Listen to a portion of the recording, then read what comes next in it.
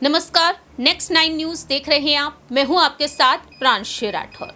उत्तर प्रदेश की सियासत में आजाद समाज पार्टी के राष्ट्रीय अध्यक्ष चंद्रशेखर आजाद जहां एक तरफ मुस्लिम वोट बैंक वहीं दूसरी ही तरफ दलित वोट बैंक को पूरी तरीके से साधने का प्रयास कर रहे हैं। चंद्रशेखर आजाद जो चुनाव लड़ते हुए नजर आए हैं नगीना लोकसभा सीट से। आपको जानकारी दे दें कि लोकसभा चुनाव के पहले चरण के मतदान जो हुए उसमें देखा गया कि नगीना सीट पर भी वोटिंग हुई और इस सीट पर वोटिंग हो जाने के बाद चंद्रशेखर आजाद बार बार नगीना का दौरा कर रहे हैं। इन चुनाव से पहले भी वह दौरे करते हुए नजर आए, लगातार जनता के बीच उतरते हुए नजर आए, वादे करते हुए नजर आए। लेकिन अब भी चंद्रशेखर आजाद नगीना का दौरा कर रहे हैं, संघर्ष में जुटे हुए हैं और इस बीच चंद्रशेखर आजाद यहां पर यह तक कहते हुए नजर आए हैं कि नगीना में किस तरह से छल हुआ है उनके साथ। सुनिए जरा कि चंद्रशेखर आजाद ने किस तरह से अपने दर्द को छलका दिया। नगीना से लड़े हैं पार्टी को और अपने आप को कहाँ देखते हैं?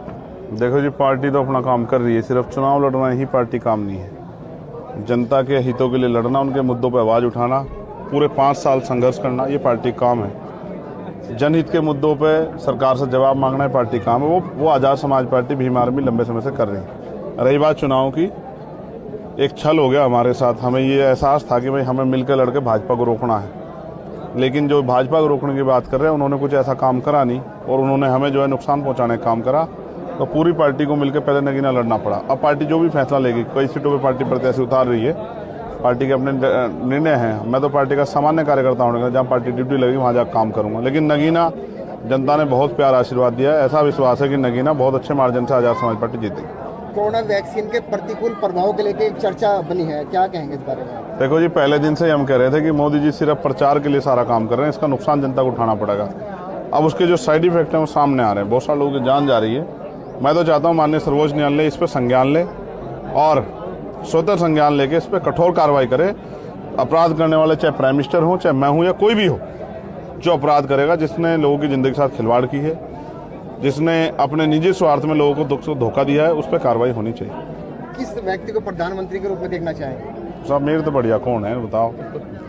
मैं तो ये कह रहा हूँ, और भाई पार्लियामेंट का चुनाव लड़के आदमी प्राइम मिनिस्टर बनता है, तो मैं आपसे ये कह रहा हूँ, देखो जितने लोग प्राइम मिनिस्टर बने उनमें चौधरी चरण सिंह जी मेरी सबसे पहली पसंद है कि उनका जो कार्यशैली थी उसका कोई तोड़ नहीं था। और रही बात, अब मैं मान्यवर काशीराम साहब बनते तो मैं मानता कि एक अच्छे प्राइम मिनिस्टर होते, बहन जी बनती तो मैं मानता कि अच्छे प्राइम मिनिस्टर बन सकती थी। और अब मुझे ऐसा कुछ लग नहीं रहा है, क्योंकि अब के प्राइम मिनिस्टर हमने देख लिया और बाकी जनता को तय करना है। मेरे आपके हाथ में थोड़ा ही है। अब यही देखना होगा कि चंद्रशेखर आजाद इस सीट से जीत हासिल कर पाएंगे या नहीं, क्योंकि उनका कहना तो यह भी रहा कि 70% जो वोट बैंक आया है वो उनके लिए आया है, बाकी के 30% वोट बैंक बाकी के अन्य दलों को मिला है। अब यही देखना होगा कि 4 जून को जब लोकसभा चुनाव के नतीजे सामने आएंगे तो नगीना सीट पर क्या वाकई में चंद्रशेखर आजाद की जीत होती हुई नजर आएगी। बीजेपी की तरफ से यहाँ पर ओम माथुर उम्मीदवार हैं, तो वहीं सुरेंद्र पाल बसपा की तरफ से उतरे। मनोज कुमार को अखिलेश यादव ने मैदान में उतार दिया था।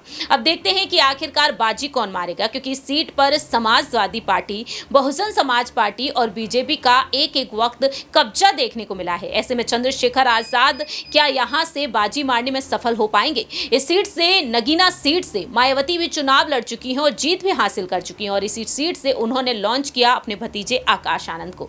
देखते हैं कि आने वाले दिनों में आखिरकार इस सीट से किसकी जीत होती है। फिलहाल इस खास रिपोर्ट में इतना ही। बाकी की तमाम अपडेट्स के लिए देखते रहिए नेक्स्ट 9 न्यूज।